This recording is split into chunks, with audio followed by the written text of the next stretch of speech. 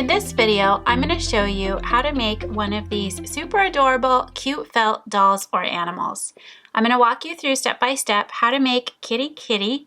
This pattern can make either a boy or a girl depending on the felt you choose and the outfit you choose.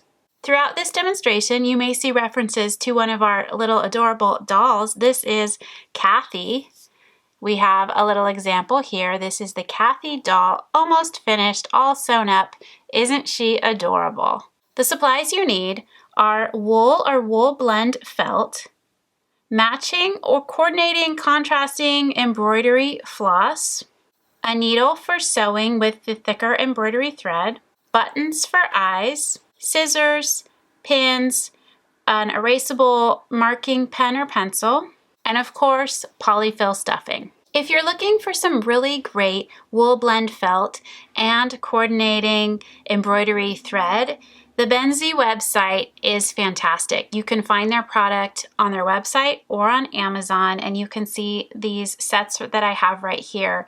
The thread and the felt, they coordinate beautifully. It's such nice quality, and they're great to have. The wool blend felt also works really great for all of the miniature millinery courses that we have available too.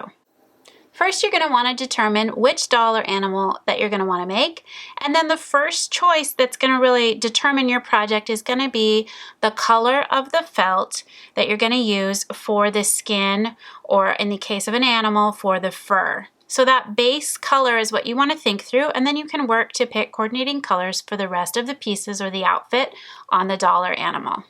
So here you can see we have a variety of colors. Over here, we start with some skin colors and some coordinating threads.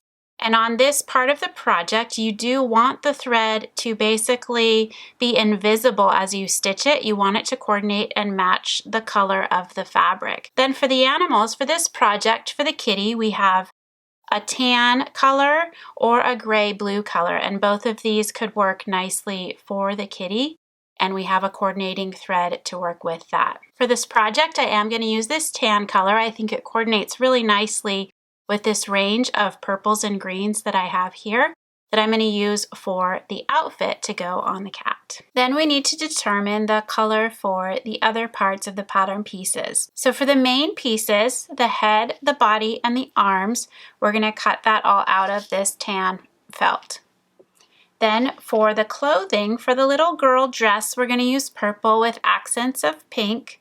For the little boy, we can use the green for his overalls. You can choose if you want to cut the ears out to be the color of the skin or an accent color like it shows in the photo. And if you're doing a doll with hair, you're going to look at hair color to put on the doll as well. That hair color will also cover the back of her head. Then you can go ahead and cut out all of the pieces. Now we're going to start working on assembling the kitty.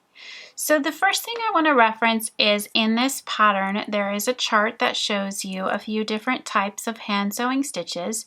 You can also refer to our hand sewing mastery course. There's a video there that demonstrates all of the different types of hand sewing stitches. So you want to take some time and just brush up on those if you're not super familiar or comfortable with sewing those stitches.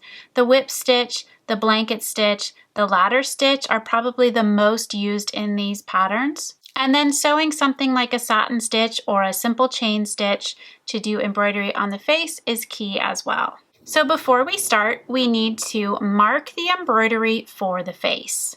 We have two pieces, the front and the back, and you can look at your felt and figure out and determine what side you want to be the right side or the wrong side. Ours looks pretty similar on both sides, so we have no issue. You can mark this with a disappearing marking pen. In my case, I'm going to use a ballpoint pen so that you can see. We could use a pencil. We're going to stitch over it or actually sew down buttons for the eyes so it will all be covered.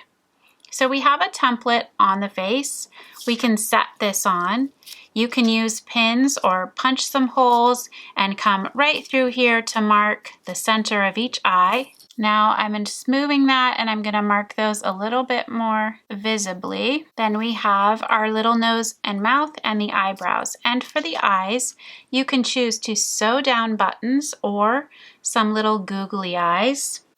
Or if you don't have any buttons on hand, simply stitch around to create an eye shape using thread on the face. You'll also want to mark the placement for each ear. Once you have all of your markings, you're going to sew a split stitch for the mouth and nose, fill in a little pink at the bottom, straight stitch right across to do the eyebrows, stitch down the eyes. Once you have all of the embroidery of the face done, we're going to start assembling this cute little kitty.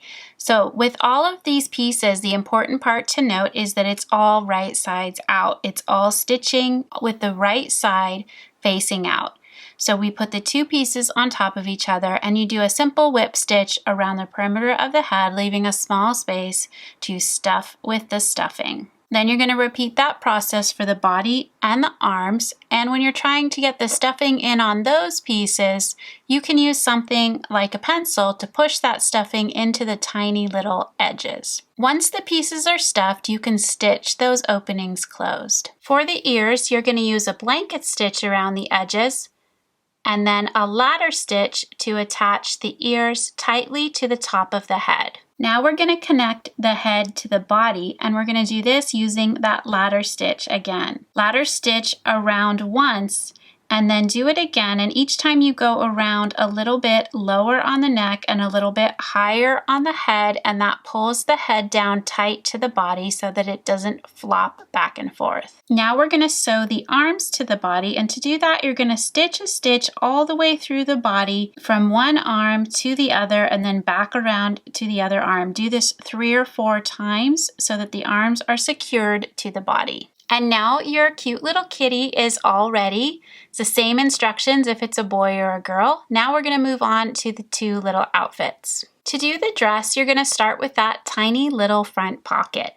We're going to hand embroider a little tiny flower right on the pocket. You can do this using the Lazy Daisy stitch. You can see a detailed tutorial on how to sew this type of flower in our embellishments course. Once you have the flower sewn, we're going to place the pocket on the dress and stitch that down with an applique stitch. Then with wrong sides together, we're going to sew the side seams of the dress with a whip stitch, starting at the dot below the armhole and working down towards the bottom edge of the dress. We'll blanket stitch around the armhole and the neck for a finished look. Then you can put your dress on the kitty and stitch the shoulder seams together.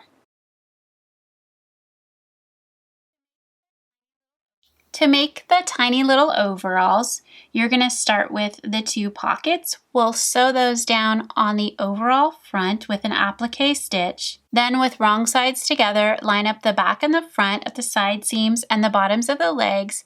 Sew with a whip stitch on the sides and the inner leg seam. Then blanket stitch around the entire top edge of the overalls, around each leg and all the way around each strap for a finished look. Stitch the straps to the top edge of the overalls, pull the overalls on Mr. Little Kitty, and cross one strap over the other from the back, and then you can stitch them down. And here are our 2 adorable little kitties, ready to be played with. Now let's take it one step further and we can use these cute little stuffies as puppets for the marionette theater. So we have 2 options for the types of handles, and you have several options for the types of puppets that you want to use. There are a couple of cloth doll patterns that make mini dolls, and here's an example of one.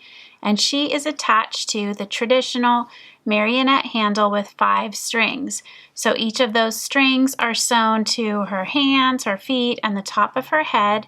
And then on the handle itself, there are 2 rubber bands that attach and hold that in the palm of the doll's hand. So then that will dangle right over the back of the theater for the little puppet to dance around. Now, if you want a simpler version, or you're just attaching something that doesn't have movable arms and legs, like our cute little slinky dog, you can use the other method. And for this one, instead of strings dangling, the wire is bent and comes straight down, so there are no strings. We'll simply take the little hook and attach it directly to the top or the center top of the head. And then you can clip those strings if you want to keep your stuffies for a different type of play. It's easy to just stitch that down with a few little stitches. And on something like our slinky dog, it actually just clips right in to the little metal rings here on its back, and it works perfectly as a cute little puppy in this adorable puppet show.